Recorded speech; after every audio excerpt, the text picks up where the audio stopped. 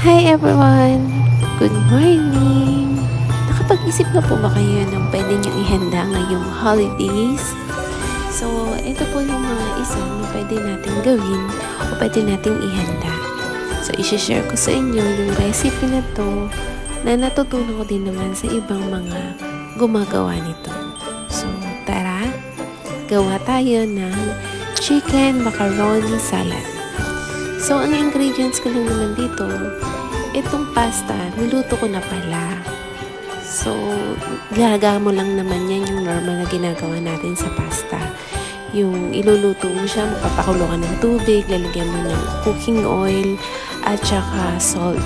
Tapos, pag kumukulo na yung tubig, so ilalagay mo na yung pasta na yan hanggang sa maluto. Hinahalo ko po pala siya para hindi siya dumikit dun sa ilalim ng kasirola or kaldero na pinaglulutuan natin. So, yun eh. Tapos yung chicken, breast chicken po yung ginamit ko dyan. Nilaga ko na rin po. Nung nilaga ko po pala yan, hindi ko na pinakita kasama nung pasta. Normal lang din naman. Papakulo ko ng tubig na may asin. So, nilagyan ko siya ng black pepper para medyo may lasa po yung chicken niya at saka laurel po. Para yung lansa hindi rin po siya ganun aamoy sa chicken. So, may add flavoring din po kasi yun kapag nilaga niyo siya doon. Ganun yung ginawa ko doon sa chicken. So, chinap ko po pala dito yung mga ingredients kagaya ng pepino, celery, carrots, at saka raisin po. Yung raisin naman, binili ko lang yun sa grocery. So, okay naman na siya. Ilalagay mo na lang. Isang onion lang po yung ginamit ko din dito. Isang buong onion, isang pepino, isang carrots na mga medium size to large size po yung carrots niya. Tapos yung pepino, yung normal size lang naman ng pepino. Tapos yung cheese, hindi ko nilagay yung lahat ng cheese. Siguro mga 3/4 po ng 200 grams ng cheese. Ganun lang yung nilagay ko siya. Para hindi po siya ganun ka nakakaumay. Kasi minsan, pag sobrang dami ng cheese, yung iba ayaw. Kaya nilalagyan ko po mga 3/4 lang po. Yan. Tapos, pag na-chop nyo na siya, i-mix-mix nyo lang siya hanggang sa magkahalo-halo na din.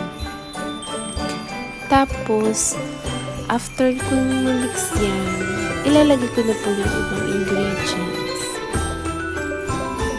Yung sa, ano po pala, yung sa may macaroni, yung normal size lang siya, parang nasa 400 grams lang po ng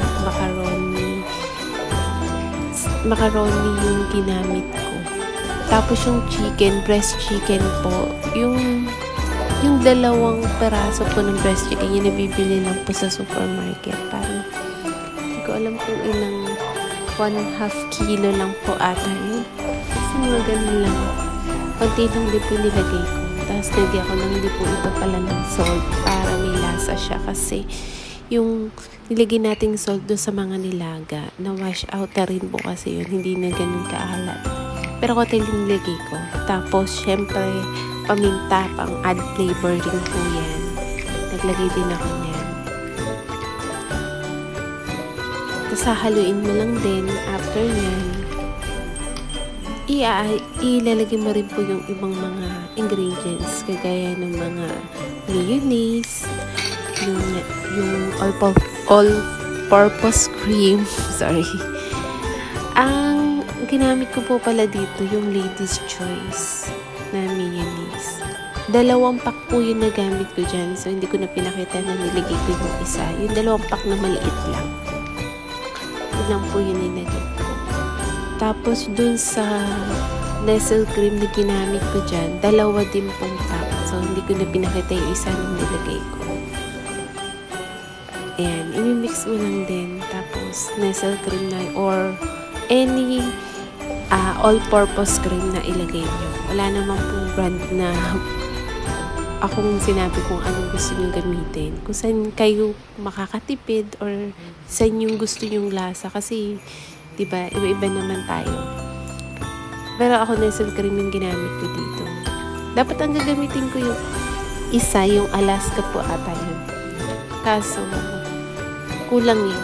Iisa lang po yung aking stocks ko. Dalawa. Pinalitan ko siya ng Nestle cream kasi dalawa yung nakita ko doon. Yun lang po yung ginamit ko. After yun, halo-halo lang din. Pag nahalo mo na yan, yun na. Napaka-easy lang pong gawin. Kaya kung ako sa inyo, sana makatulong po ito. Wait lang po. Nag-add po pala ako dito yung kondensada. Yung maliit lang para po may konting tamis. Kasi dapat lalagyan ko to ng apple. Kasi naubos ko yung apple. Nakain ko na siya. Pero masarap siya. Lagyan niyo siya ng apple. Para matamis-tamis. Pero kung ayaw niyo naman ng apple, okay lang. Lagyan ko lang siya ng konting kondensada. Yung maliit lang. Yun kasi sa shade. Para may konting tamis. Kasi yung tamis nung pasas niya, parang nagkulang para sa akin. Kaya nilagyan ko lang. Pero yun na. Okay na yan. Pagkatapos mo siyang i-mix. Thank you!